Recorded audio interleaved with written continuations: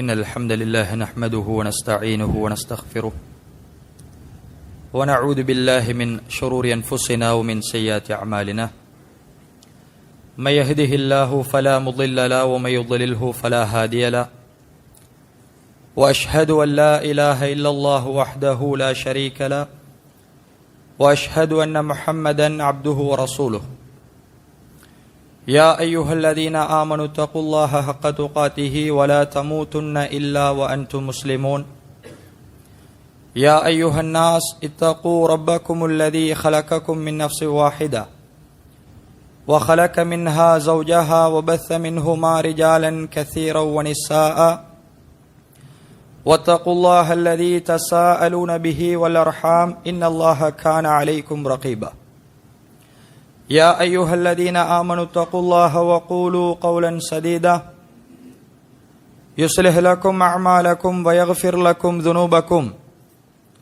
ومن يطع الله ورسوله فقد فاز فوزا عظيما. أما بعد فإن أصدق الحديث كتاب الله وأحسن الهدي هدي محمد صلى الله عليه وسلم وشر الأمور محدثاتها وكل محدثة بدعة وكل بدعة ضلالة وكل ضلالة في النار أو كما قال عليه الصلاة والسلام. சர்வ புகழும் புகழ்ச்சியும் எல்லாம் வல்ல அல்லாஹ் சுப்ஹானஹு தஆலாவுக்கே உரித்தாகட்டும். சலாமும் ஸலவாத்தும் இறுதி தூதர் பெருமானார் நபிகள் நாயகம் ஸல்லல்லாஹு அலைஹி வஸல்லம் அவர்கள் மீதும், அன்னாரை பின்பற்றி வாழ்ந்த சஹாபாக்கள், தாபிஊன்கள், தபவு தாபீன்கள், நல்லடியார்கள் எம் அனைவர்கள் மீதிலும் என்றென்றும் எப்போதும் உண்டாகட்டுமாக. புனிதமிக்க ஜும்மாவுடைய தினத்தில் அல்லாஹுக்காக வேண்டிய ஹுத்துபாவுடைய கடமையை நிறைவு செய்வதற்காக நாம் எல்லாம் அல்லாஹுடைய இந்த மாளிகையிலே ஒன்றுகளும் இருக்கிறோம். இந்த அருமையான சந்தர்ப்பத்தில் எம் உயிரிலும் மேலான நபிகள் நாயகம் ஸல்லல்லாஹு அலைஹி வஸல்லம் அவர்கள் என்ன நோக்கத்திற்காக இந்த உலகத்திற்கு அனுப்பப்பட்டார்களோ, அதிலும் குறிப்பாக அல்லாஹுடைய தூதரவர்கள் எந்த திரு களிமாவை இந்த சமூகத்திற்கு எடுத்துச் சொன்னார்களோ, அந்த களிமா எங்களுக்கு போதிக்கின்ற பிரதானமான 2 அம்சங்கள் என்ன என்கின்ற தலைப்பில் சில முக்கியமான செய்திகளை உங்களுடைய உள்ளங்களில் தொட்டு வைப்பது சாலச் சிறந்ததாக இருக்கும் என்று எண்ணுகிறேன். கண்ணியத்துக்குரிய அல்லாஹ்வின் நல்லடியார்களே, அன்பு சகோதரர்களே, சூரா ஆல இம்ரானிலே அல்லாஹ் சொல்கிறான், இன்னத் தீன இந்தல்லாஹில் இஸ்லாம். அல்லாஹ்விடத்தில் மார்க்கம் என்றால், தீன் என்றால் அது இஸ்லாம் தான். அந்த இஸ்லாத்தை போதிப்பதற்காகத்தான் காலாகாலம் இந்த உலகத்திற்கு நபிமார்கள் அனுப்பப்பட்டார்கள் என்று அல்லாஹுடைய திருமறை குர்ஆன் சொல்கிறது. அந்த நபிமார்களுடைய வரிசையில் ஹாத்தமுல் அன்பியா ரஹ்மத்தன் லில் ஆலமீன், இறுதி தூதராகவும் இந்த உலகத்திற்கே ஒரு முன்மாதிரியும் ரஹ்மத்தாகவும் இறை தூதர் ஸல்லல்லாஹு அலைஹி வஸல்லம் அவர்களை நாம் அனுப்பி வைத்தோம் என்று அல்லாஹுடைய திருமறை குர்ஆன் சொல்கிறது.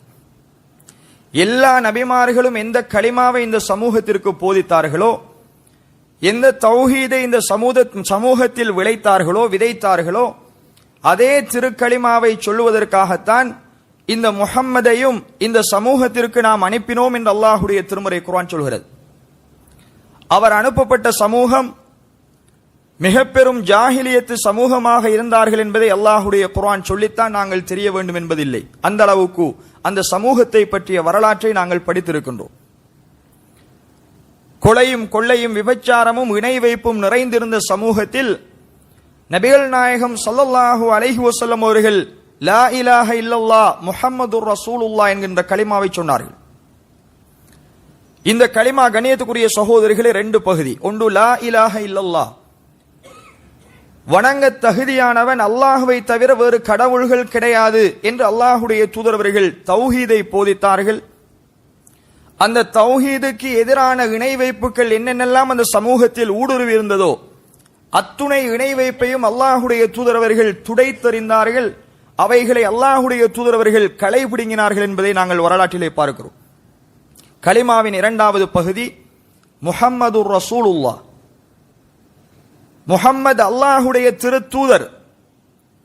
எதை அந்த முஹம்மது சுன்னாவாக இந்த சமூகத்திற்கு போதித்தாரோ அந்த சுன்னாவை இந்த சமூகம் எடுத்து நடக்க வேண்டும் என்றும், நபிகளாருடைய சுன்னாவுக்கு எதிர்மாற்றமாக இந்த சமூகத்தில் ஏற்படுகின்ற பிதஆக்கள், நூதன அனுஷ்டானங்கள் அத்துணையும் ஒழிக்கப்பட வேண்டும் என்பதைத்தான் அல்லாஹுடைய தூதர் ஸல்லல்லாஹு அலைஹி வஸல்லம் அவர்கள் இந்த சமூகத்திற்கு போதித்தார்கள்.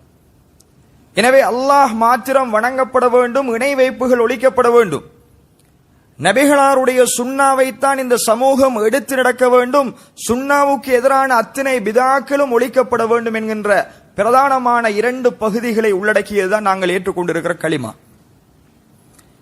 இந்த களிமாவைத்தான் அல்லாஹுடைய தூதர் ஸல்லல்லாஹு அலைஹி வஸல்லம் அவர்கள் தன்னுடைய 23 வருடகால பிரச்சாரத்தில் மிக பெரும் ஒரு முக்கியத்துவம் கொடுத்து, அதிலும் குறிப்பாக மக்காவினுடைய 13 வருட வாழ்க்கையில் அல்லாஹுடைய தூதர் ஸல்லல்லாஹு அலைஹி வஸல்லம் அவர்கள் இந்த களிமாவை அந்த சமூகத்தில் விதைப்பதற்காகத்தான் பாடுபட்டார்கள். ஏனென்றால் நபிகளாருடைய வரலாறு எங்களுக்கு தெரியும். அவர் நபியாக அனுப்பப்படுவதற்கு முன்னாடியே அல்லாஹ் ரப்புல் ஆலமீன் அவரை பாவங்களிலே இருந்து பாதுகாத்தான். முழு சமூகமும் இணை வைத்துக் கொண்டிருந்த சந்தர்ப்பத்தில் அல்லாஹுடைய தூதரவர்கள் இணை வைக்கவில்லை. நபியாகுவதற்கு முன்னால் இந்த சமூகத்தை நினைத்து வருந்தி படைத்த ரப்பு ஒருவனாகத்தான் இருக்க வேண்டும் என்பதை எண்ணி அல்லாஹுடைய தூதரவர்கள் ஹிரா குகையில் தனிமையில் இருந்த வரலாறு எங்களுக்கு தெரியும். கணியத்துக்குரிய சகோதரர்களே, முன் சென்ற சமூகங்கள் எப்படி வணக்க வழிபாடுகள் செய்தார்கள், யூதர்கள் கிறிஸ்தவர்கள் முன் சென்ற சமூகத்திடம் இருந்த வணக்க வழிபாடுகளை அல்லாஹுடைய தூதரவர்கள் அறிந்து வைத்திருந்தார்கள். இந்த எந்த வணக்க வழிபாடுகளும் பயனளிக்காது, வணங்க தகுதியானவன் ஒருவனாகத்தான் இருக்க வேண்டும் என்பதை அல்லாஹுடைய தூதரவர்கள் உறுதியாக நம்பினார்கள். அதனால் சமூகத்தை விட்டு ஒதுங்கி ஹிரா குகையிலே அல்லாஹுடைய தூதரவர்கள் தனிமையில் இருந்த வரலாற்றை நாங்கள் பார்க்கிறோம். அங்கேதான் அல்லாஹ் வஹி அறிவித்து 40வது வயதில் அல்லாஹுடைய தூதரவர்களை நபியாக தெரிவு செய்தார்.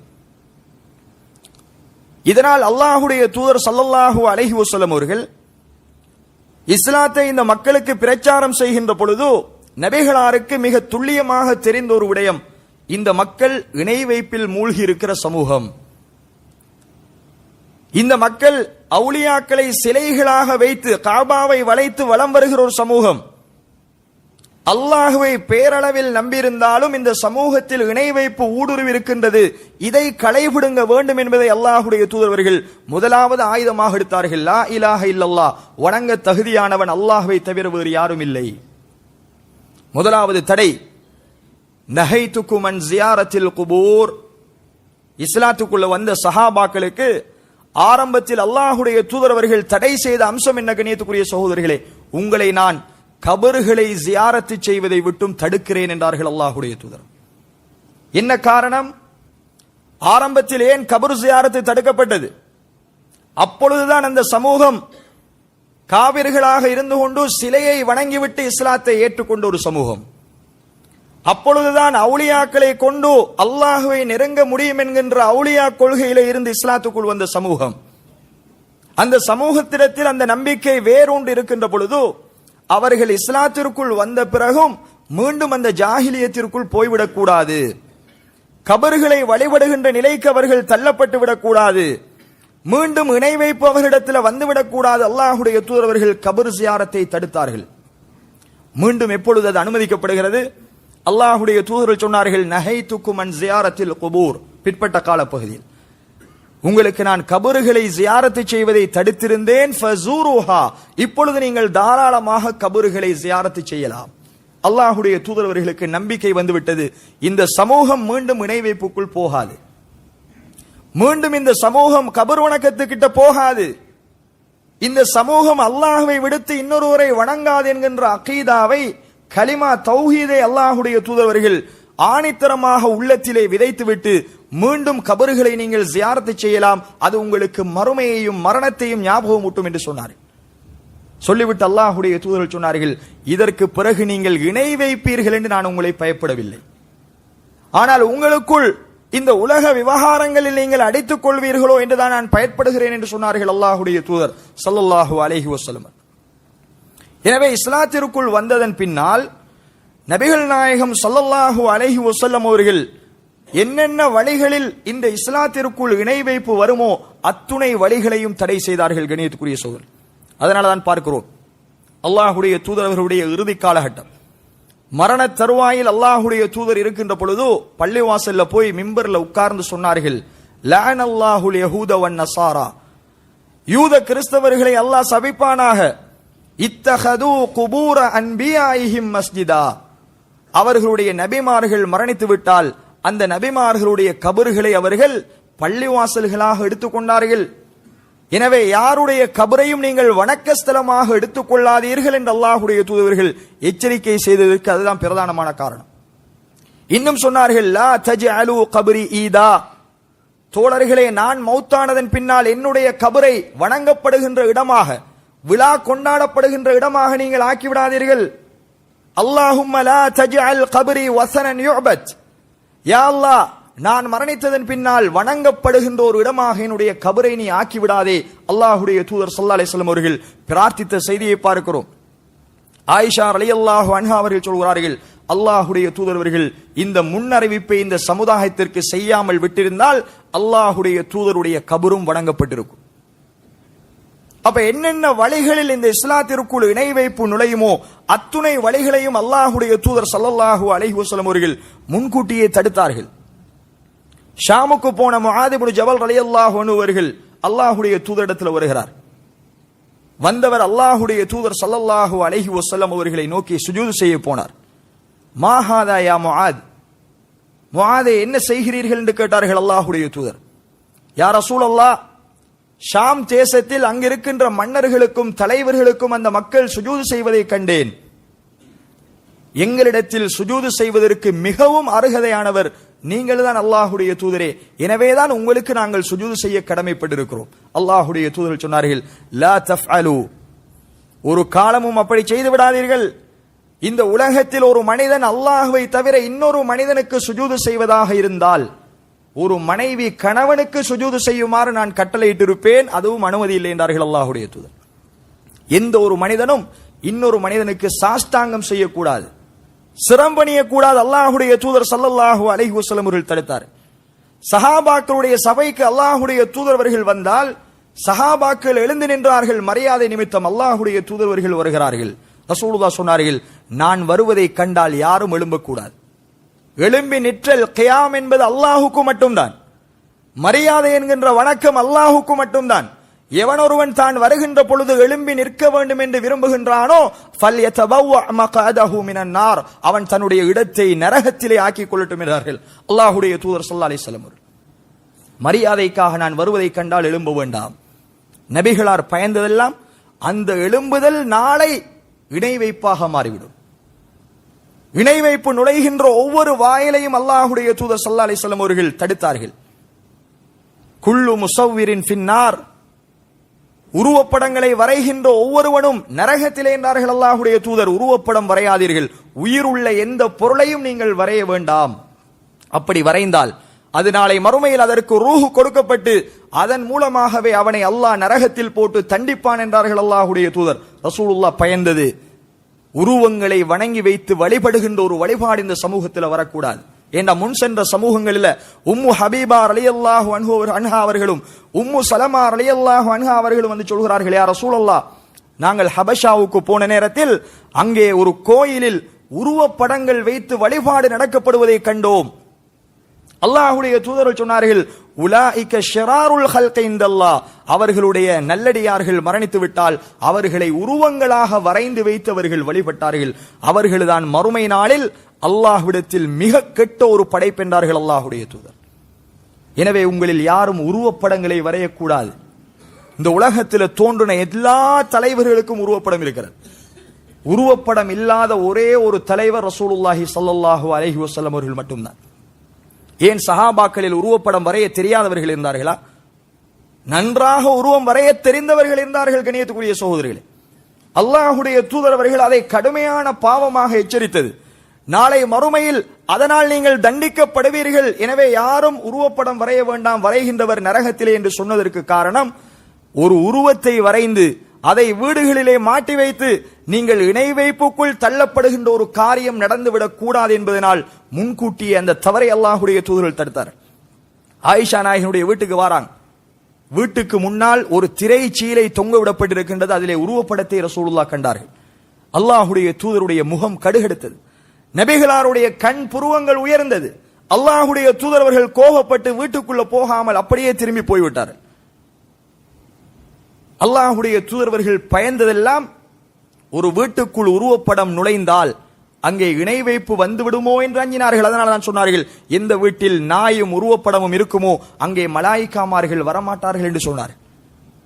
இப்படி கண்ணியத்துக்குரிய சகோதரர்களே, அல்லாஹுடைய நடிகார்களே, இந்த சமூகத்தில் எந்தெந்த வழிகளில் இணை வைப்பு வருமோ முதலாவது ரசூலுல்லாஹ் தன்னை பாதுகாத்தார்கள். என்னுடைய மௌத்துக்கு பிறகு தன்னை வணங்குகின்ற ஒரு சமூகம் வந்துவிடக் கூடாது. லா தத்ரூனி கமா அத்ரத்தின் நசாரா ஈசா இப்னு மரியம், ஈசா அலைஹிஸ்ஸலாம் அவர்களை நசாராக்கள் எல்லை கடந்து புகழ்ந்ததை போல என்னை நீங்கள் புகழ வேண்டாம். ஃபஇன்னமா அன அப்துஹு வ ரசூலுஹு, நான் அல்லாஹுடைய அடியானும் அல்லாஹுடைய தூதரும் என்றுதான் நீங்கள் சொல்ல வேண்டும். கூலு, நான் அல்லாஹுடைய அடியான் என்று சொல்லுங்கள், நான் அல்லாஹுடைய திரு தூதர் என்று சொல்லுங்கள். அதை தாண்டி எனக்கு எந்த அந்தஸ்தையும் நீங்கள் தர வேண்டாம் என்றார்கள் அல்லாஹுடைய தூதர். நசாராக்கள் ஈசா அலைஹிஸ்ஸலாம் அல்லாஹுடைய குமாரர், அல்லாஹுடைய மகன் என்று எல்லை கடந்து புகழ்ந்ததை போல் என்னை புகழ வேண்டாம். ஒரு கல்யாண வீட்டுக்கு ரசூலுல்லாஹி ஸல்லல்லாஹு அலைஹி வஸல்லம் அவர்கள் போனார்கள். சிறுமிகள் எல்லாம் உட்கார்ந்து பாட்டு படித்துக் கொண்டிருக்கிறார்கள். அதிலே ஒரு சிறுமி படித்து விட்டால், ஃபீனா நபியுன் யஅரிஃபு மா ஃபீ கத், எங்களில் ஒரு நபி இருக்கிறார், நாளை நடப்பதை அறிவார். உடனே அல்லாஹுடைய தூதர்கள் அந்த சிறுமியை அழைத்து வர சொன்னார். இந்த வரியை மட்டும் படிக்க வேண்டாம், மீதமுள்ள பாடலை படியுங்கள் என்றார். எங்களில் ஒரு நபி இருக்கிறார், நாளை நடப்பதை அறிவார் என்றால் மறைவான ஞானம் ரசூலுல்லாஹி ஸல்லல்லாஹு அலைஹி வஸல்லம் அவர்களுக்கு இருக்கிறது என்று வந்துவிடும். அந்த இடத்திலேயே அல்லாஹுடைய தூதர்கள் தடுத்தார்கள், இதை படிக்க வேண்டாம். லா அஅலமுல் கைப், எனக்கு எந்த மறைவான ஞானமும் இல்லை, அல்லாஹ் எதை வஹியாக அறிவிக்கின்றானோ அதைத்தான் உங்களுக்கு நான் சொல்கிறேன். எனவே இந்த வரி ரொம்ப ரொம்ப தப்பானது என்று அல்லாஹுடைய தூதர்கள் தடுத்தார்கள். என்னை எல்லை கடந்து என்னுடைய அந்தஸ்துக்கு மேல் என்னை நீங்கள் உயர்த்தி படித்து விட வேண்டாம் என்றார்கள் அல்லாஹுடைய தூதர் ஸல்லல்லாஹு அலைஹி வஸல்லம் அவர்கள் என்பதை பார்க்கும். இப்படி நபிகளாருடைய பிரச்சாரத்தில் அல்லாஹுடைய தூதர்கள் அதிகம் இந்த சமூகத்தில் பயந்தது இணை வைப்பு மீண்டும் இந்த சமூகத்தில் வந்துவிடக் கூடாது. அப்படி இணை வைப்பு நுழைவதற்குண்டான எல்லா வாயில்களையும் அல்லாஹுடைய தூதர்கள் தடுத்து, லா இலாஹ இல்லல்லாஹ், வணங்க தகுதியானவன் அல்லாஹ்வை தவிர வேறு யாரும் இல்லை என்கின்ற கலிமாவை முதலாவது பகுதியாக இந்த சமூகத்திற்கு சொன்னார். இரண்டாவது கலிமாவுடைய பகுதிதான் கண்ணியத்துக்குரிய சகோதரர்களே அல்லாஹுடைய தூதர் அவர்களுடைய சுன்னா. வமா யன்திகு அனில் ஹவா இன் ஹுவ இல்லா வஹ்யு யூஹா. அல்லாஹ் குர்ஆனிலே சொல்கிறான், முஹம்மத் தன்னுடைய வாயால் எதை மொழிந்தாலும் அது அல்லாஹுடைய வஹி இல்லாமல் வேறில்லை.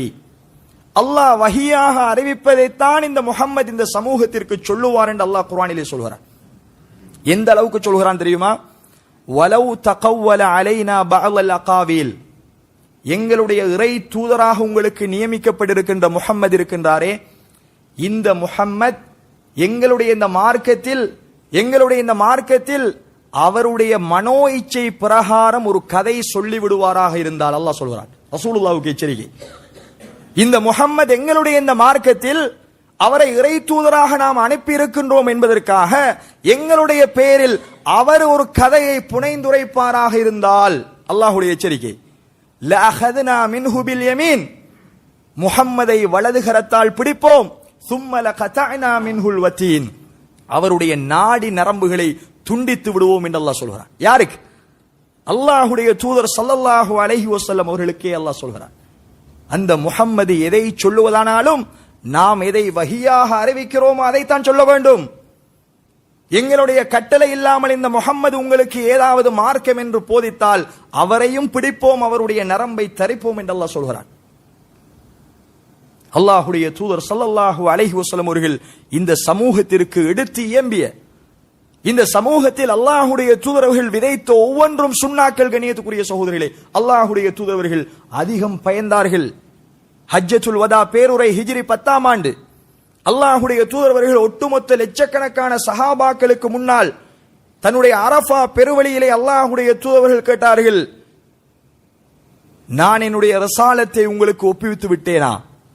அலா ஹல் பல்லக்து, என்னுடைய அல்லாஹ் தந்த மார்க்கத்தை உங்களுக்கு நான் பூரணமாக எடுத்து சொல்லிவிட்டேனா? சஹாபாக்கள் ஒட்டுமொத்தமாக சொன்னார்கள், காலு நாம், அல்லாஹுடைய தூதரே, அல்லாஹ் எதை உங்களுக்கு வஹியாக அறிவித்தானோ அந்த வஹியை நீங்கள் சம்பூரணமாக எங்களுக்கு ஒப்படைத்து விட்டீர்கள். அல்லாஹுடைய தூதர்கள் ஆட்காட்டி விரலை வானத்தை நோக்கி சொன்னார்கள், அல்லாஹும் அஷ்ஹத், அல்லாஹும் அஷ்ஹத், அல்லாஹும் அஷ்ஹத், யா அல்லாஹ் இதற்கு நீயே சாட்சி. 3 முறை அல்லாஹுடைய தூதர்கள் சொன்னார்கள் என்பதை பார்க்கிறோம். அந்த அளவுக்கு ரசூலுல்லாஹி ஸல்லல்லாஹு அலைஹி வஸல்லம் அவர்கள் இந்த தீன் பணியை தன்னுடைய எந்த சுய விருப்பங்களும் இல்லாமல் அல்லாஹுடைய வஹியின் பிரகாரம் ஒப்புவித்தார்கள். அதில் ஒன்று குர்ஆன், இன்னொன்று ரசூலுல்லாஹ்வுடைய சுன்னா. நபிகளாருடைய சுன்னாவை இந்த சமூகத்தை அல்லாஹ் சொல்கிறான், அணுவணுவாக பின்பற்றுங்கள். லகத் கான லக்கும் ஃபீ ரசூலில்லாஹி உஸ்வத்துன் ஹஸனா, முஹம்மதில் உங்களுக்கு, ரசூலுல்லாஹ்வில் அல்லாஹ்வுடைய இறை தூதரில் உங்களுக்கு அழகிய முன்மாதிரி இருக்கின்றது. வஅதீஉல்லாஹ வர் ரசூல், அல்லாஹுக்கும் அல்லாஹுடைய தூதருக்கும் நீங்கள் வழிபடுங்கள். அல்லாஹுடைய குர்ஆனையும் நபிகளாருடைய சுன்னாவையும் நீங்கள் பற்றி பிடித்துக் கொள்ளுங்கள் என்று ரசூலுல்லாஹி ஸல்லல்லாஹு அலைஹி வஸல்லம் அவர்கள் இந்த சமூகத்திற்கு குர்ஆன் சுன்னாவை மட்டும்தான் நாங்கள் பின்பற்ற வேண்டும் என்பதை எடுத்துச் சொன்னார்கள். சொல்லிவிட்டு அல்லாஹுடைய தூதர்கள் எப்படி கலிமாவில் லா இலாஹ இல்லல்லாஹ்வில் ஷிர்க்கை பயந்தார்களோ அதுபோல் தன்னுடைய சுன்னாவிலே அல்லாஹுடைய தூதர்கள் பயந்ததெல்லாம் இந்த சுன்னத்து நாளை மாற்றப்பட்டு விடக்கூடாது.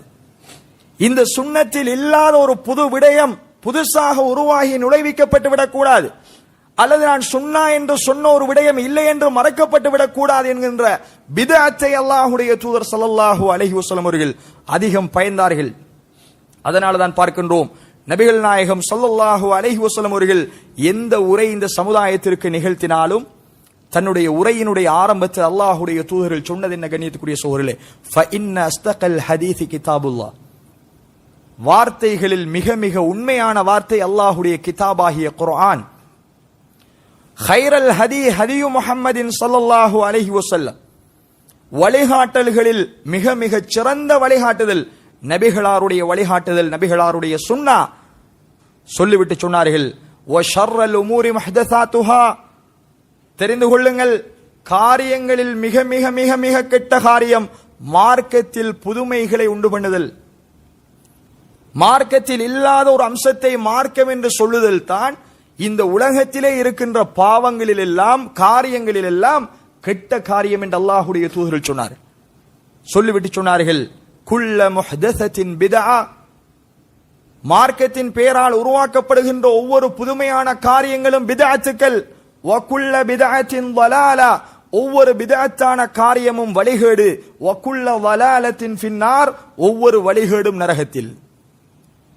தன்னுடைய எந்த உரையை அல்லாஹுடைய தூதர்கள் ஆரம்பித்தாலும் இஹ்மர்ரத் வஜுஹ், அல்லாஹுடைய தூதருடைய முகம் சிவக்கும், அல்லாஹுடைய தூதருடைய சத்தம் உயரும். இதை சொல்லாமல் அல்லாஹுடைய தூதர்கள் தன்னுடைய எந்த உரையையும் ஆரம்பிக்க மாட்டார்கள் என்று ஹதீஸ்களிலே பார்க்கிறோம். அந்த அளவுக்கு ரசூலுல்லாஹி ஸல்லல்லாஹு அலைஹி வஸல்லம் அவர்கள் இந்த சமூகத்தில் பிதஅத் வந்துவிடக் கூடாது, மார்க்கத்தின் பெயரால் மார்க்கத்தில் இல்லாத ஒரு அம்சம் நுழைந்து விடக் கூடாது என்று அல்லாஹுடைய தூதர்கள் பயந்தார்கள். பிதஅத் என்றால் என்ன கண்ணியத்துக்குரிய சகோதரர்களே, நாம் என்ன புரிந்து வைத்திருக்கிறோம்? உண்மையில் பிதஅத் என்பது மார்க்கத்தில் அல்லாஹும் அல்லாஹுடைய தூதரும் எவைகளை மார்க்கம் என்று எங்களுக்கு போதித்திருக்கின்றார்களோ அதற்கு அப்பால் இதுவும் மார்க்கம்தான் என்று நாங்கள் ஒன்றை உருவாக்குவோமாக இருந்தால் அதுதான் மார்க்கத்தில் பிதஅத். ஆனா பேச்சு வழக்கில் மொழி ரீதியாக பிதஅத் என்பது இந்த மைக்கும் பிதஅத் தான். பிதஅத் என்றால் புதிதாக உருவாக்கப்பட்டது. அன்றைய காலம் இந்த மைக் இருக்கவில்லை, இன்று உருவாக்கப்பட்டிருக்கிறது. மொழி ரீதியாக இதையும் பிதஅத் என்று சொல்லலாம். அன்று நாம் அணைகின்ற ஷர்ட் இருக்கவில்லை, இன்று இந்த ஷர்ட் புதிதாக கண்டுபிடிக்கப்பட்டிருக்கிறது, எனவே அதையும் மொழி ரீதியாக பிதஅத் என்று சொல்லலாம். சிலர் கேட்பதை பார்க்கிறோம், மார்க்கத்தின் பெயரால் புதிதை உண்டு பண்ணக்கூடாது என்றால் நீங்கள் பிளைட்டில் போகிறீர்களே அது பிதஅத் இல்லையா? நீங்கள் மோட்டார் சைக்கிளில் போகிறீர்களே அது ரசூலுல்லாஹ்வுடைய காலத்தில் இருக்கவில்லை, எனவே அது பிதஅத் இல்லையா?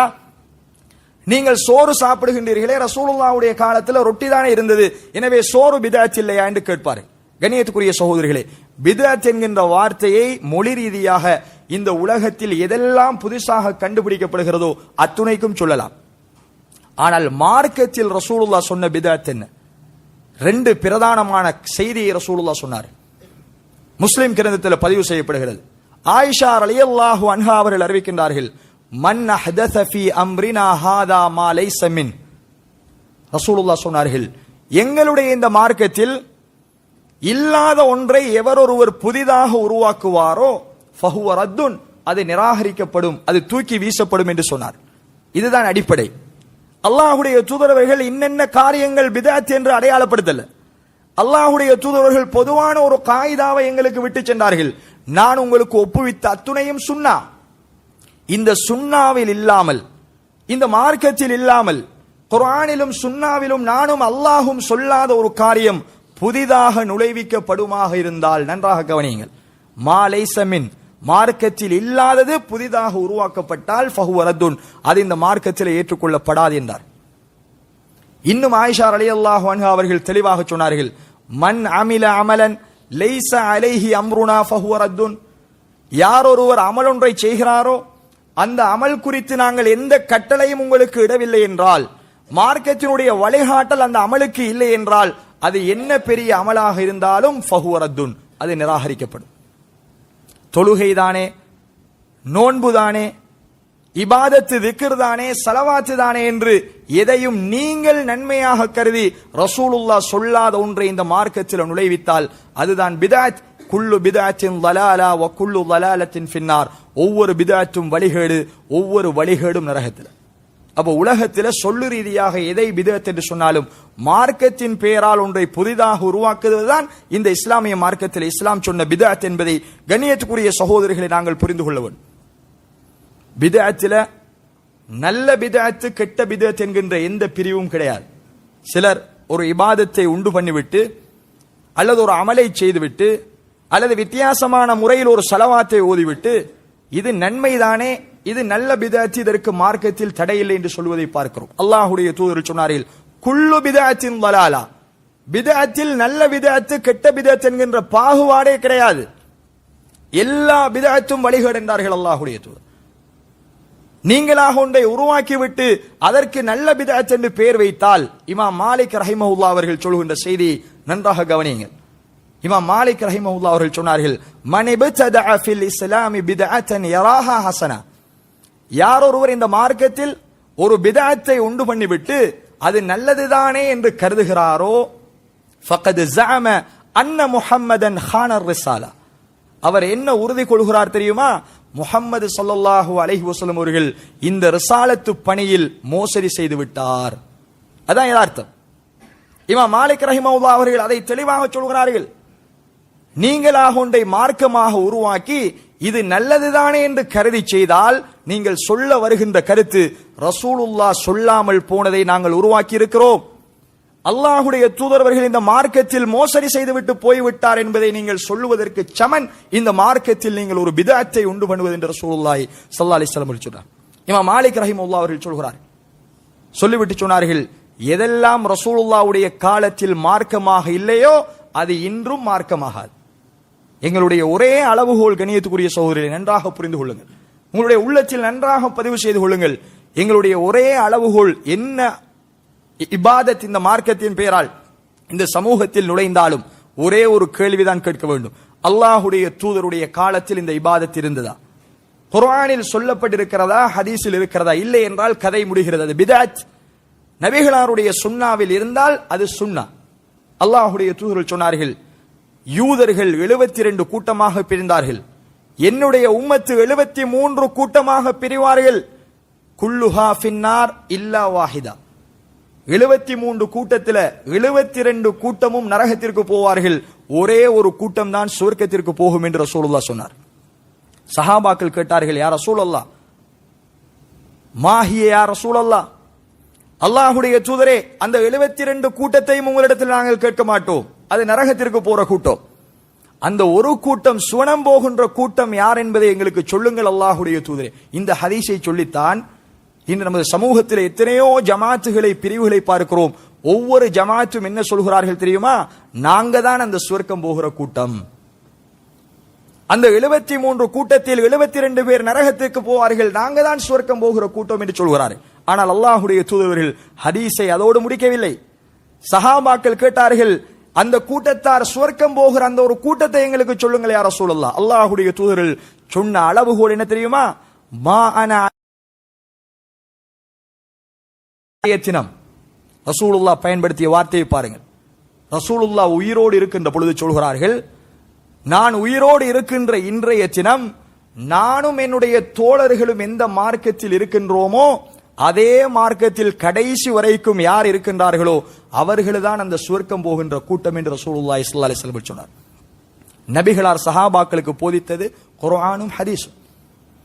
அந்த குர்ஆனையும் ஹதீஸையும் இறுதி வரைக்கும் யாரெல்லாம் பின்பற்றுகிறார்களோ அவர்கள்தான் அந்த சுவர்க்கம் போகின்ற கூட்டம் என்றார்களே அல்லாஹ்வுடைய தூதர் ஸல்லல்லாஹு அலைஹி வஸல்லம் அவர்கள். எனவே கண்ணியத்துக்குரிய சகோதரர்கள், இந்த மார்க்கத்தின் பெயரால் என்ன பிதஆக்கள் புதிதாக உருவானாலும் நாங்கள் மீட்ட வேண்டிய ஒரே இடம் ஃபஇன் தனாஸஅதும் ஃபீ ஷைஇன் ஃபருத்தூஹு இலல்லாஹி வர் ரசூல். அல்லாஹ் சொல்கிறான், நீங்கள் ஒரு விடயத்தில் கருத்து வேற்றுமைப்பட்டால் அதை அல்லாஹ்வின் பாலும் அல்லாஹ்வுடைய தூதரின் பாலும் திருப்பி பாருங்கள். குர்ஆனில் இருக்கின்றதா, ஹதீஸில் தீர்வு இருக்கின்றதா? குர்ஆனிலும் ஹதீஸிலும் அதற்கு தீர்வு சொல்லப்பட்டிருந்தால் அது மார்க்கத்தில் உள்ளது. குர்ஆன் ஹதீஸில் இல்லையா, அது நிராகரிக்கப்பட வேண்டிய பிதஅத் என்று அல்லாஹ்வுடைய குர்ஆனும் ரசூலுல்லாஹ்வுடைய சுன்னாவும் எங்களுக்கு போதிப்பதை கண்ணியத்துக்குரிய சகோதரர்களை பார்க்கிறோம். எனவே இணை வைப்புக்கு அடுத்து இந்த சமூகத்தில் ஒழிக்கப்பட வேண்டிய, நாம் பயப்பட வேண்டிய மிக பயங்கரமான ஒரு பாவம் பிதஅத். அல்லாஹ்வுடைய தூதர் ஸல்லல்லாஹு அலைஹி வஸல்லம் சொன்னார்கள், இய்யாக்கும் வ முஹ்தஸாத்தில் உமூர், மார்க்கத்தின் பெயரால் புதுமைகளை உண்டு பண்ணுவதை விட்டு உங்களை நான் எச்சரிக்கிறேன். எந்த அளவுக்கு என்றால் ரசூலுல்லாஹி ஸல்லல்லாஹு அலைஹி வஸல்லம் அவர்கள் குறித்து அல்லாஹ் சொல்கிறான், இன்னா அதைனாக்கல் கௌஸர், நபியே உங்களுக்கு கௌஸர் என்கின்ற நீர் தடாகத்தை நாங்கள் தந்திருக்கின்றோம். நாளை மறுமையில் நாம் எழுப்பி நிற்பாட்டப்படுகின்ற பொழுது சூரியன் ஒரு மைலுக்கு அப்பால் கொண்டு வந்து நிறுத்தப்படும். ஒட்டுமொத்த மனித சமூகமும் வியர்வையில் மூழ்கி ஓடி ஒதுங்குவதற்கு எந்த நிழலும் இல்லாத அந்த நாளில், குடிப்பதற்கு எந்த தண்ணீரும் இல்லாத அந்த நாளில் அல்லாஹ்வுடைய தூதருடைய உம்மத்துக்கென்றே அல்லாஹ் ரப்பல் ஆலமீன் விசேடமாக கௌஸர் என்கின்ற நீர் தடாகத்தை கொடுப்பான். அந்த நீர் தடாகத்தில் அல்லாஹ்வுடைய தூதரவர்கள் நின்று கொண்டு தன்னுடைய உம்மத்தை வரவழைத்து தண்ணீர் புகட்டி கொண்டிருப்பார்கள். அப்பொழுது ரசூலுல்லாஹ்வுடைய உம்மத்தில் ஒரு சிலர் மலாயிகாமார்களால் தடுத்து நிறுத்தப்படுவார்கள்.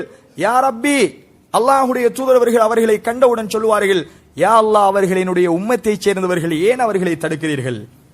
அல்லாஹ்வுடைய தூதருக்கு சொல்லப்படும், இன்னக லா தத்ரி மா அஹ்தஸு பஅதக், முஹம்மதே உங்களுக்கு தெரியாது, உங்களுடைய மறைவுக்கு பின்னால் இந்த மார்க்கத்தில் இவர்கள் புதிதாக உண்டு பண்ணியவர்கள். இதை கேட்டவுடன் அல்லாஹ்வுடைய தூதர்கள், சுஹன் சுஹன் மா பத்தலு பஅதி, என்னுடைய மறைவுக்கு பின்னால் இந்த மார்க்கத்தை மாற்றியவர்கள், புதிதாக உண்டு பண்ணியவர்களை என்னை விட்டு இன்னும் தூரப்படுத்துங்கள் என்று சொல்வார்கள் அல்லாஹ்வுடைய தூதர். இது யாருக்கு இந்த நிலைமை, இந்த கை சேதம்? அல்லாஹ்வுடைய தூதருடைய கையால் தண்ணீர் குடிக்கிற பாக்கியம் இல்லாமல் போகின்ற கை சேதம் யாருக்கு? இந்த மார்க்கத்தின் பெயரால் நல்லதுதானே என்று புதுமைகளை இந்த மார்க்கத்தில் உண்டு பண்ணியவர்கள். அது என்ன பெரிய நலவாக இருந்தாலும் அத்தனையும் தூக்கி வீசப்படும். கண்ணியத்துக்குரிய சகோதரர்களே, சுபஹுடைய ரகாத் 2 தான். ஒட்டுமொத்த உம்மத்தும் சுபஹு தொழுகை 2 ரகாத் என்பதில் ஒருமித்த கருத்திலே இருக்கிறோம். யாரிடத்திலும் மாற்று கருத்தில்லை. ஒருவர் சொல்கிறார், நான் சுபஹுக்கு எழும்புகிறேன், நீண்ட நேரம் இருக்கிறது, அமைதியாக ராகத்தாக இருக்கிறது, நான் ஒரு 4 ரகாத் தொழுதால் அது பாவமா? நான் ஒரு 6 ரகாத்துகள் சுபஹுடைய தொழுகையை தொழுதால் அது பாவமா? தொழுகை தானே, அல்லாஹ்வுக்கு தானே தொழுகிறோம். என்ன சொல்லுவோம்? 100 ரகாத்துகள் நீங்கள் தொழுதாலும் சுபஹுடைய தொழுகை ஏற்கப்படாது. எல்லோரும் ஒருமித்த கருத்திலே சொல்லுவோம். என்ன காரணம் கண்ணியத்துக்குரிய சகோதரர்களே? அல்லாஹ்வுடைய தூதரவர்கள் சுபஹுடைய தொழுகை 2 ரகாத்தாகத்தான் எங்களுக்கு தொழுதார். இதற்கு மேல் மிச்சமாக 3 ரகாத் தொழுவதற்கோ அதை குறைத்து 1 ரகாத்தாக ஆக்குவதற்கோ இந்த மார்க்கத்தில் விளையாடுவதற்கு கை வைப்பதற்கு எனக்கோ உங்களுக்கோ ஏன் அல்லாஹ்வுடைய தூதருக்கு கூட அதிகாரம் கிடையாது.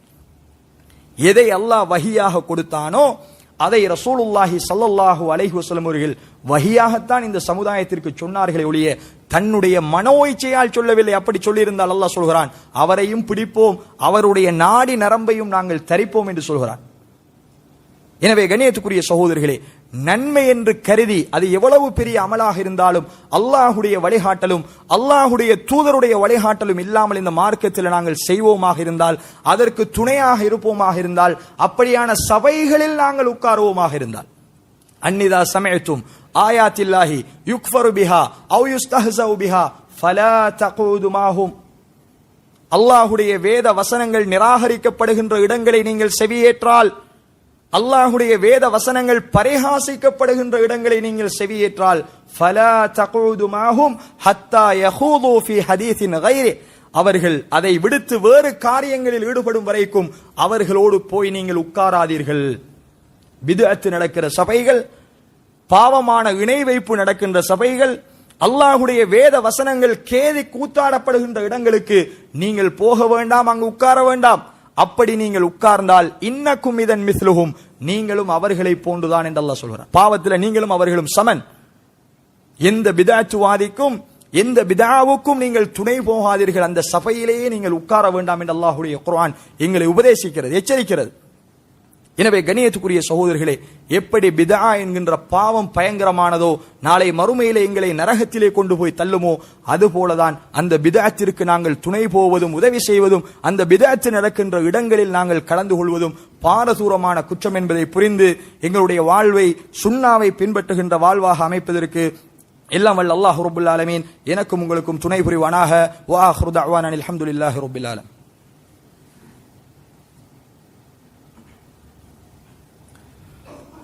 அல்ஹம்துலில்லாஹி ரப்பில் ஆலமீன். ஸலாத்து வஸ்ஸலாமு அலா அஷ்ரஃபில் அன்பியாஇ வல் முர்ஸலீன் வ அலா ஆலிஹி வ ஸஹ்பிஹி அஜ்மஈன். அம்மா பஅத்.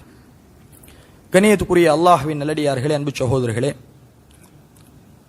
நாம் இருந்து கொண்டிருக்கின்ற ரபியுல் அவ்வல் மாதத்தின் 12வது தினமாகிய இன்று ஒட்டுமொத்த முஸ்லீம் சமூகமும் மிக பெரும் சோதனையை சந்தித்த ஒரு நாள். எந்த ரசூலுல்லாஹி ஸல்லல்லாஹு அலைஹி வஸல்லம் அவர்களை உயிரிலும் மேலாக நாங்கள் மதிக்கின்றோமோ, நேசிக்கின்றோமோ, அந்த ரசூலுல்லாஹி ஸல்லல்லாஹு அலைஹி வஸல்லம் அவர்கள் இந்த உம்மத்தை விட்டும் விடை பெற்ற ஒட்டுமொத்த சஹாபாக்களையும் விட்டு மதீனா நகரிலே அல்லாஹுடைய தூதரவர்கள் வஃபாத்தான தினம்தான் ரபியுல் அவ்வல் பிறை 12. அனஸ் இப்னு மாலிக் ரலியல்லாஹு அன்ஹு அவர்கள் சொல்கிறார்கள், அல்லாஹுடைய தூதரவர்கள் எங்களை விட்டும் பிரிந்த இந்த நாளை பொறுத்தவரைக்கும் அதைவிட மிக மிக மிக மோசமான ஒரு நாள் எங்களுடைய வாழ்க்கையில் இருந்ததில்லை, அதைவிட மிக மிக துக்கமான ஒரு நாள் எங்களுடைய வாழ்க்கையில் இருந்ததில்லை, அதைவிட மிக இருள் படிந்த ஒரு நாள் எங்களுடைய வாழ்க்கையில் இருந்ததில்லை.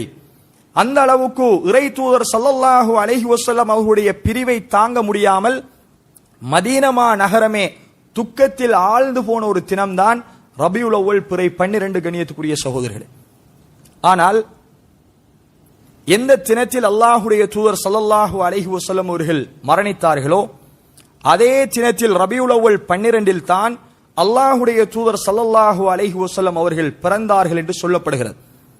ஆனால் உண்மையாக வரலாற்றை புரட்டி படித்தால், ஹதீதுகளிலே தேடி பார்த்தால், வரலாறுகளை தேடி பார்த்தால், அல்லாஹுடைய தூதர் அவர்கள் ரபியுல் அவ்வல் பிறை 12 தான் பிறந்தார்கள் என்பதற்கான எந்த நிரூபணமான ஆதாரங்களும் இல்லை.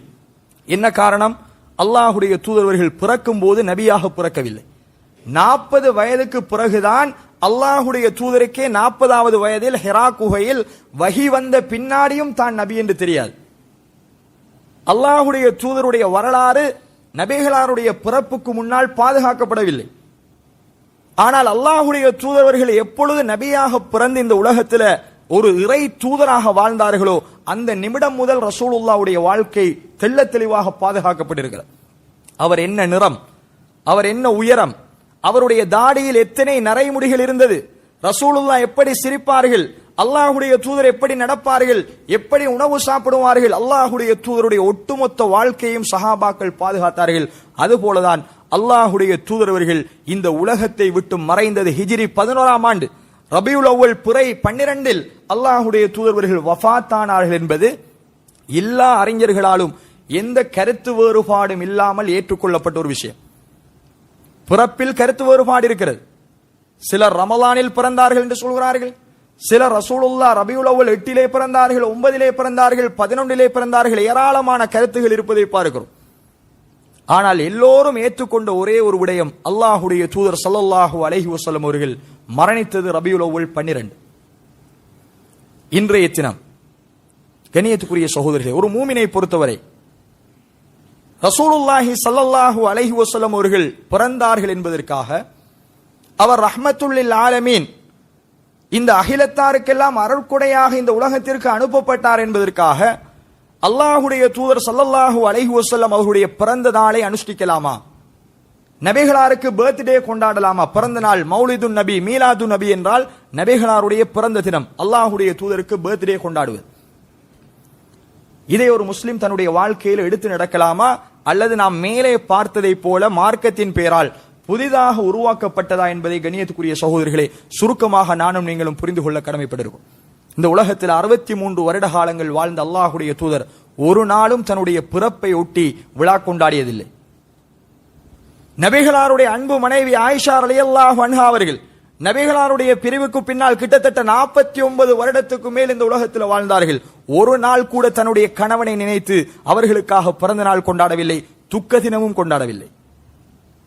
அபூபக்கர், உஸ்மான், அலி, உமர் ரலியல்லாஹு அன்ஹும் கிட்டத்தட்ட 30 வருட கால ஹலீஃபாக்களுடைய ஆட்சி. அந்த 30 வருட காலத்தில் இந்த எந்த சஹாபாக்களும் அல்லாஹுடைய தூதருடைய பிறப்பை கொண்டாடவில்லை. இந்த வரலாற்றை புரிய வேண்டும் என்பதற்காக சுருக்கமாக சொல்கிறேன். அதுபோல் கண்ணியத்துக்குரிய சகோதரிகளே, பின்னாடி வந்த இமாம்கள், இமாம் ஷாஃபிஈ ரஹிமஹுல்லா, அபூ ஹனீஃபா ரஹிமஹுல்லா, அஹ்மத் இப்னு ஹம்பல் ரஹிமஹுல்லா, மாலிக் ரஹிமஹுல்லா, எந்த நாற்பெரும் மதுஹபுடைய அறிஞர்கள் யாரும் கொண்டாடவில்லை, ஒரு ஆதாரமும் இல்லை. அதற்கு பின்னால் வந்த இமாம் புகாரி, இமாம் முஸ்லிம், இமாம் அபூ தாவூத், இமாம் திர்மிதி, இமாம் நசாயி, எந்த அறிஞர்களும் கொண்டாடவில்லை. எனவே ரசூலுல்லாஹி ஸல்லல்லாஹு அலைஹி வஸல்லம் அவர்களுடைய பிறந்த நாளை கொண்டாடுகின்ற கலாச்சாரம் ஹிஜ்ரி 4ஆம் நூற்றாண்டுக்கு பின்னால் தான் இந்த சமூகத்தில் புதிதாக மார்க்கத்தின் பெயரால் உருவாக்கப்பட்டது. என்ன காரணத்திற்காக உருவாக்கப்பட்டது? யார் உருவாக்கினார்கள்? ஷியாக்களால் இது உருவாக்கப்பட்டது. என்ன காரணத்திற்காக உருவாக்கப்பட்டது? நபிகளாருடைய மௌத்தான துக்ககரமான தினத்தை முஸ்லிம்கள் சந்தோஷம் என்று கொண்டாட வேண்டும் என்கின்ற பின்புலத்தில் உருவாக்கப்பட்டது. அதை புரியாமல் தான் நாங்கள் இன்று மீலாது விழா கொண்டாடி கொண்டிருக்கிறோம். உண்மையில் இந்த தினம் நாம் கவலையில் இருக்கின்ற அல்லாஹுடைய தூதரை உயிரை விட மேலாக நேசிக்கின்றோம் என்றால் அல்லாஹுடைய தூதர் இந்த உலகை விட்டும் பிரிந்த தினம் என்பது எங்களுடைய உள்ளங்களில் கவலையை ஏற்படுத்த வேண்டும். கண்ணியத்துக்குரிய சகோதரர்களே, ஒருவருடைய தந்தை ஹஜ்ஜு பெருநாளுடைய தினத்தில் மௌத்தாகிறார். ஹஜ்ஜு பெருநாளைக்காக உடுப்படுத்தி விட்டோம், சமைத்து விட்டோம், வாப்பா மௌத்தாகிவிட்டார். ஹஜ்ஜு பெருநாள் கொண்டாடுவோமா? தந்தையினுடைய மௌத்துக்காக துக்கத்திலே கஷ்டத்திலே இருப்போம். எங்களுடைய உள்ளம் ஹஜ்ஜு பெருநாளை ஏற்காது. அடுத்த வருடம், ஒரு வருடம் கழிந்து ஹஜ்ஜு பெருநாள் வந்தாலும் இது என்னுடைய தந்தை மௌத்தான தினம், எனவே அதை கோலாகலமாக கொண்டாடுவதற்கு எங்களுடைய மனசிடம் கொடுக்காது. ரசூலுல்லாஹ் எங்களுடைய தந்தையை விட எங்களுக்கு உயிரை விட மேலானவர். எவர் ஒருவர் தன்னுடைய தாய் தந்தையை விட, தன்னுடைய உயிரை விட அல்லாஹுடைய தூதரை உயிருக்குயிராக நேசிக்கவில்லையோ, உயிரை விட நேசிக்கவில்லையோ, அவருடைய ஈமான் பூர்த்தியாகது என்றார்கள் அல்லாஹுடைய தூதர். எனவே ரசூலுல்லாஹி ஸல்லல்லாஹு அலைஹி வஸல்லம் அவர்கள் ஒரு பேச்சுக்கு 12இல் தான் பிறந்தார்கள் என்று வைத்துக் கொண்டாலும் அல்லாஹுடைய தூதர்வர்கள் மௌத்தானது கன்ஃபார்ம் ஆனது இந்த ரபியுல் அவ்வல் 12 என்றால் எதை நாங்கள் முற்படுத்த வேண்டும்? கண்ணியத்துக்குரிய சகோதரர்களே, ரசூலுல்லாஹ் மௌத்தானதா, ரசூலுல்லாஹ் பிறந்ததா? எனவே ஷியாக்களால் திட்டமிட்டு இந்த சமூகத்தில் நுழைவிக்கப்பட்டதுதான் இந்த மீலாத் கொண்டாட்டம்.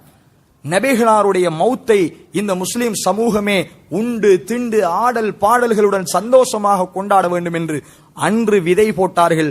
அந்த விதை இன்று முளைத்து மரமாகி கிளைகள் விட்டு கோலாகலமாக முஸ்லிம் சமூகம் இன்றைய தினத்தை கொண்டாடி கொண்டிருப்பதை பார்க்கிறோம். உண்மையில் கவலையான விடயம். இதில் யாருக்கு பொறுப்பு இருக்கிறது தெரியுமா? அநேகமான உலமாக்கள் நமது நாட்டில் நடந்த ஒரு சம்பவத்திற்காக மௌனியாகிவிட்டார்கள். அவர்களுடைய மௌனம் இன்று பிதஆக்கள் மீண்டும் உயிர் பெற்று எழுவதற்கு மிக பெரும் ஒரு காரணியாக ஆகியிருப்பதை பார்க்கிறோம். ஒரு பாவத்தை கண்டால் கையால் தடுங்கள், நாவால் தடுங்கள், முடியாதா உள்ளத்தால் வெறுத்து ஒதுங்குங்கள் என்று அல்லாஹும் அல்லாஹுடைய தூதரும் சொன்னார். எனவே ஒரு பாவம், அதுவும் ரசூலுல்லாஹ்வுடைய பெயரால் ஊர்வலம் என்றும் கொடியேற்றம் என்றும் ஒவ்வொரு பெயர்களில் என்று மார்க்கத்தின் பெயரால் இசையோடு ஆடல் பாடல்களோடு இல்லாத பல சலவாத்துக்களோடு அல்லாஹுடைய தூதரை நேசிக்கின்றோம் என்ற பெயரில் நமது சமூகத்தில் செய்யப்படுகின்றது என்றால் இதை மக்களுக்கு தெளிவூட்டுவது எங்களுடைய கடமை.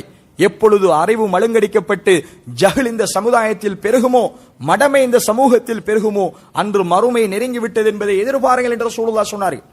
எனவே எங்களுக்கு தெரிந்த அறிவை இந்த சமூகத்திற்கு எடுத்து இயம்புவது, இந்த சமூகத்திற்கு சொல்லிக் கொடுப்பது, பாவத்தை தடுப்பது ஒவ்வொரு உலமாக்களுடைய கடமை. கண்ணியத்துக்குரிய சகோதரர்கள், இதை நாங்கள் மக்களுக்கு தெளிவூட்டி பிரச்சாரம் செய்ய காலப்போக்கில் இந்த பிதாக்கள் சமூகத்தை விட்டும் தூரமாகும்.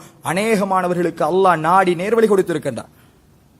எனவே மார்க்கத்தில் இல்லாத புதுமைகள் அத்துணையும் வழிகேடு. அதில் ஒன்றுதான் இந்த மீலாது விழா கொண்டாட்டம். முழுக்க முழுக்க அந்நிய கலாச்சாரத்தை பின்பற்றி எப்படி கிறிஸ்தவர்கள் கிறிஸ்துமஸ் கொண்டாடுகிறார்களோ அதுபோல முஸ்லிம்களிடத்தில் உருவாக்கப்பட்டதுதான் ஹாப்பி பர்த்டே ரசூலுல்லாஹ். இன்றைக்கு சில காட்சிகளை பார்க்கிறோம்.